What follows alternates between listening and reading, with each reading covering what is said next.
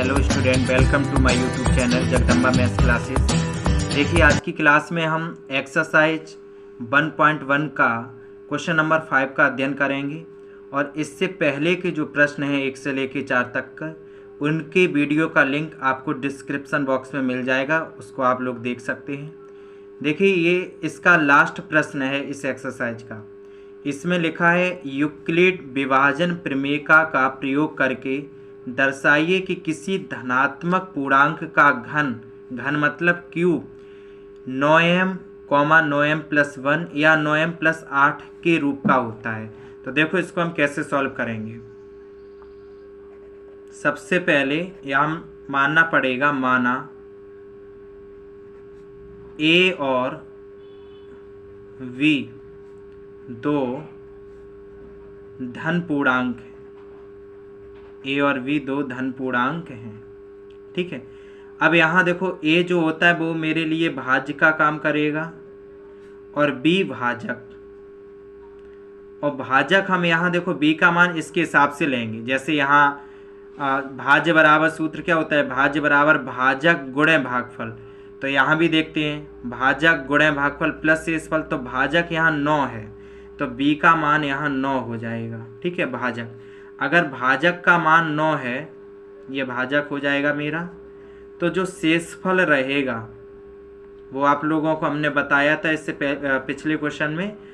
शेषफल r रहेगा वो 0, 1, 2, 3, 4, 5, 6, 7, 8 तक रहेगा। 9 हो नहीं सकता, क्योंकि अगर 9 आएगा तो वो पूरा भाग चला जाएगा। और बात यहाँ शेषफल की है, तो 1 कम रखा जाता है, ठीक है। अब यहाँ देखो, यूक्लिड विभाजन प्रमेय का, तो यूक्लिड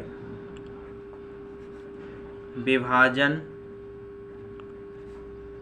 प्रमेय का से, तो इसका जो फॉर्मूला होता है वो होता है भाज्य बराबर भाजक गुणे भागफल प्लस शेषफल, ठीक है। और इसको हम अपने मैथ की भाषा में लिख लेते हैं, a बराबर VQ प्लस R। इस तरीके से ये सूत्र बन जाता है। अब हमें सिद्ध ये करना है कि 9m, 9m+1 या 9m+8 के रूप का होता है। तो इसमें हम वैल्यू को रखेंगे। जैसे यहाँ a बराबर, और b का मान सब जगह 9 रखना है, तो 9Q और प्लस R यहाँ से रखना प्रारंभ करेंगे। एक बार 0 रखेंगे तो यहाँ 0 हो जाएगा। अब लेकिन हमें बात घन की गई है, तो इसमें हम लिखेंगे घन करने पर दोनों पक्षों का घन करने पर। अब इसका घन करेंगे तो देखो, यहाँ a क्यूब हो जाएगा और यहाँ 9Q प्लस 0 इसका क्यूब हो जाएगा। अब 0 का कोई महत्व नहीं, तो यहाँ 9Q का होल क्यूब। अब देखो, a की घात 3, यहाँ a रहेगा a की घात 3 बराबर, और 9 का जो क्यूब होता है वो होता है 729, और q का यहाँ क्यूब अर्थात 3 घात हो जाएगी। अब हमें बनाना इसके रूप का है, 9m के रूप का। तो हम देखो क्या करेंगे, a क्यूब बराबर, इसको हम ऐसे लिख सकते हैं 9 गुणे 81 729 को, और क्यूब। अब इसको हम मान लेंगे यहाँ 81 Q का whole cube is equal m। ये हमने मान लिया है कि माना 81 Q की घात 3 को हमने m मान लिया। तो देखो, a क्यूब और 9, और इसको हमने क्या माना, m। तो ये इस तरीके से इसका घन किसके रूप का हो गया, 9m के रूप का हो गया। ये समीकरण नंबर 1। अब देखो, इसी प्रकार से हमें 9m+8 के लिए, 9m+1 के लिए सिद्ध करना है और 9m+8 के लिए। तो हम अब r की जगह, अभी हमने 0 रखा था, अब हम रखेंगे 1, उसके बाद r की जगह रखेंगे हम 2, ठीक है। काफ़ी बड़ा प्रश्न है। देखो अब इसको कैसे करेंगे। तो अब यहाँ देखो, a बराबर VQ प्लस R, फॉर्मूला वही रहेगा। तो a बराबर v की जगह 9, Q प्लस, अब r की जगह हम रखेंगे 1। अब फिर से यहाँ लिखेंगे घन करने पर, दोनों पक्षों का होगा घन करने पर। तो a cube plus 9Q plus 1 का होल ऑफ क्यूब। अब इसका देखो, यहाँ सबको पता होगा कि a प्लस v का होल क्यूब का यहाँ फॉर्मूला प्रयोग होगा, जिसका सूत्र होता है a cube plus B cube plus 3ab और in bracket a plus B, ये इसका फॉर्मूला होता है। अब इसी का प्रयोग देखो हम करेंगे, ए क्यूब प्लस 9q का होल क्यूब प्लस यहाँ v का क्यूब, मतलब ए क्यूब प्लस बी क्यूब और प्लस 3ab, तो 3 इंटू ए की जगह 9q इंटू बी की जगह 1 और ब्रैकेट में a प्लस बी, तो यही रहेगा 9q प्लस 1। अब a क्यूब, अब इसका 9 का क्यूब 729 और क्यूब और प्लस 1 का क्यूब 1 होगा। अब यहाँ गुणा हो जाएगा, 9 तिया 27 और 27 एकम 27 क्यूब और ब्रैकेट में 9q प्लस 1।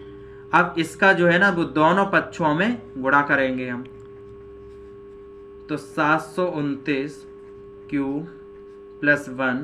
अब देखो 27 का गुणा 9 में होगा, तो 9 सत्ते 63 की 3 हाथ से लगा 6 और 9 दूनी 18 और 6 24, तो 243 क्यू स्क्वायर और प्लस 27 क्यूब का जब 1 में होगा तो 27 क्यूब हो जाएगा।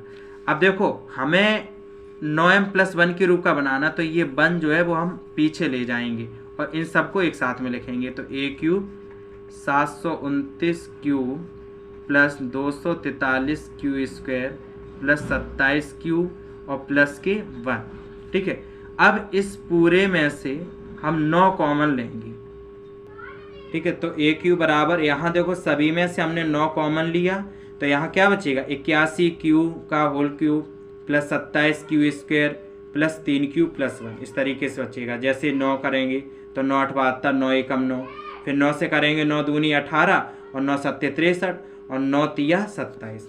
अब देखो इसको हमें m का रूप देना है, तो इसलिए हम यहाँ लिख लेंगे कि माना m बराबर 81 q का cube plus 27 Q square plus 3q, इसको हमने m माना है, तो a क्यूब बराबर 9m प्लस 1 इसके रूप का बन गया है। ठीक है, तो इसको हम डाल देंगे समीकरण नंबर 2। अब हमें बनाना किसके रूप का है, 9m प्लस 8 के रूप का। देखो यहाँ दिया गया था 9m प्लस 8। अब इसके लिए हम क्या करेंगे, अब 2 रखेंगे, जैसे अभी हमने यहाँ 1 रखा था। अब a बराबर 9q प्लस 2, अब 2 रखेंगे। अब यहाँ लिखेंगे घन करने पर दोनों पक्षों में होगा, तो यहाँ a का क्यूब बराबर 9q प्लस 2 का होल क्यूब। अब यहाँ भी यही वाला फॉर्मूला प्रयोग होगा, a प्लस v का होल क्यूब बराबर a cube plus b cube plus 3ab bracket में a प्लस b, वही वाला लगाएंगे, तो a क्यूब। अब यहाँ 9q का क्यूब प्लस 2 का क्यूब प्लस 3ab, तो 3 इंटू a की जगह 9q और b की जगह 2, इन ब्रैकेट में 9q प्लस 2, तो a क्यूब प्लस यहाँ 729 q का क्यूब प्लस 2 का क्यूब 8 होता है और 9 तिया 27 दूनी 54 क्यूब और 9q प्लस 2। अब इसका मल्टीप्लाई करेंगे, तो a क्यूब बराबर 729 q का क्यूब प्लस 8। अब 54 का जब हम 9 में गुणा करेंगे तो आएगा 486 क्यू स्क्वायर। ठीक है, इसी प्रकार का जब 54 का 2 में करेंगे तो 54 दूनी कितना हो जाएगा, यहाँ हो जाएगा तुम्हारा 108 क्यूब। ठीक है, तो इस प्रकार से यहाँ हमारा ये हो जाएगा जब गुणा किया हमने। अब हमें करना क्या था, 8 का रूप पीछे देना है, तो 8 को हम यहाँ रख देंगे और ये सब एक साथ में लिखेंगे, तो देखो a क्यूब 729 क्यू का क्यूब प्लस 486 क्यू स्क्वायर और प्लस 108 क्यू और प्लस इस 8 को हमने पीछे कर दिया। अब देखो इसमें से हम 9 को कॉमन फिर से लेना पड़ेगा। अब देखो 9 हम कॉमन लेंगे, तो जब 9 इसमें से कॉमन लेंगे तो a क्यूब बराबर, इस पूरे में से हमने 9 कॉमन लिया, जब 9 कॉमन लेंगे तो यहाँ कितना बचेगा, यहाँ बचेगा 81 क्यू का क्यूब और प्लस यहाँ बचेगा 54 क्यू स्क्वायर और यहाँ बचेगा मेरा 12 क्यूब और प्लस 8 को हमने पीछे कर दिया। अब फिर से वही बात कि इसको हमें m का रूप देना है, तो यहाँ हम लिख लेंगे माना m बराबर 81 क्यू का क्यूब प्लस 54 क्यू स्क्वायर और प्लस 12 क्यूब। इसको हम क्या मान लेंगे, m मान लिया, तो ए क्यूब बराबर 9m और प्लस 8, ये मेरा हो गया तीसरा समीकरण। अब देखो यहाँ क्या है कि प्रश्न क्या था कि इनका जो घन है वो 9m, 9m plus 1, 9m plus 8 के रूप का होता है। तो पहला आंसर मेरा ये आया, देखो 9m, ए क्यू का मान 9m आ गया, ठीक है। और दूसरा आंसर हमने ये निकाला 9m प्लस 1, और तीसरा आंसर ये आया 9m प्लस 8। तो हम इसको ऐसे लिख सकते हैं, अतः समीकरण 1,2 तथा 3 से स्पष्ट है, 3 से स्पष्ट है कि, अब यही जो हमें दिया गया है कि किसी धनात्मक पूर्णांक का घन, कि किसी धनात्मक